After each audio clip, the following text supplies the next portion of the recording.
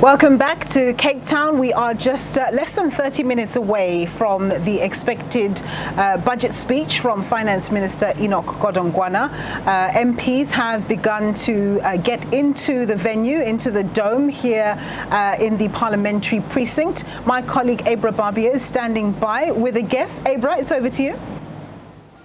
Nompu, thank you. I have with me the president of the ATM, Mr. Vuyo Zungula. Sir, we were just discussing, we're looking at what's happening behind the scenes. There seems to be a little bit of a party happening over here, and just in terms of what Parliament has spent its money on ahead of the budget speech. Do you have anything to say about that? It's completely wrong. It's completely unacceptable, because we can't, in this climate whereby there's budget cuts, we can't employ doctors, we can't even have a proper defense budget, and Parliament is spending much needed resources on nonsensical things like smoke screens and stuff like that. It's completely unacceptable.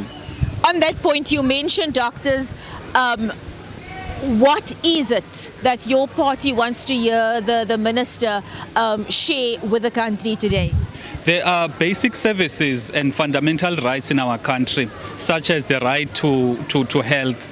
Now, if we are going to have a government that even can't employ doctors, because currently our doctors are struggling, the ones that are there, they need to spend close to 36 hours on a shift because there's not enough doctors. Not because there aren't enough people who are trained as doctors. It's just that the state has not employed the right number of doctors. So in our view, the budget speech today should focus on such social services, such as healthcare, by ensuring that all the doctors that are needed by the state are employed. We don't have doctors that are going to be working over 36 hours for one shift. And all hospitals and clinics are going to be properly maintained, because we've got clinics and hospitals that are basically getting destroyed because they're not well taken care of.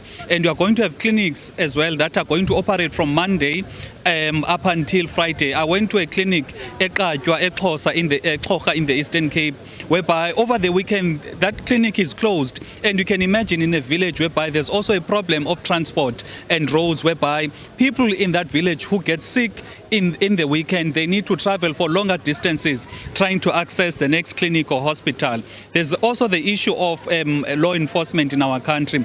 We don't have the right number of police. That is why there's high crime levels. So such, in our view, should be the priority for this budget speech. On that point, we're always hearing about the bloated public admin sector. You're not the first party today to come to me and say there are vacancies in various departments. Where is the disjuncture? Where is the breaking communication? Because we're hearing that it's a bloated public administration. Employee, the numbers are too high, but then at the same time we don't have doctors, we don't have police, we don't have nurses, we don't have people at home affairs. Where's the confusion? Where's the disjuncture?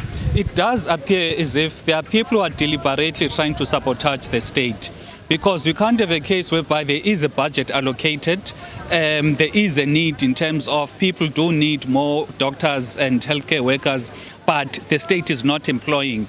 Why are they not employing? It does appear as if they are doing it deliberately to sabotage the functioning of our country. And one of the things that needs to have priority when it comes to the funding, the strategic objectives of this budget, is the issue of giving more capacity in terms of resources to SARS, so that SARS is able to fight illicit financial flows.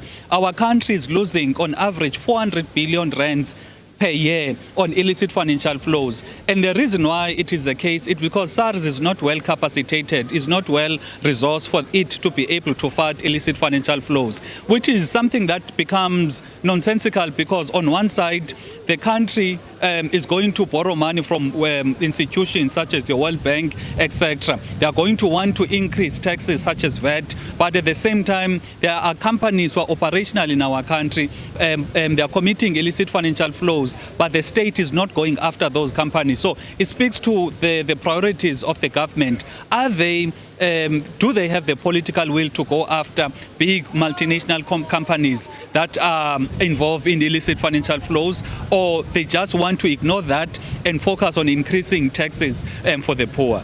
Mr. Zungula, thank you very much. I assume that you're going to be entering the chamber, the dome for now. It's just under 30 minutes. The minister will be presenting.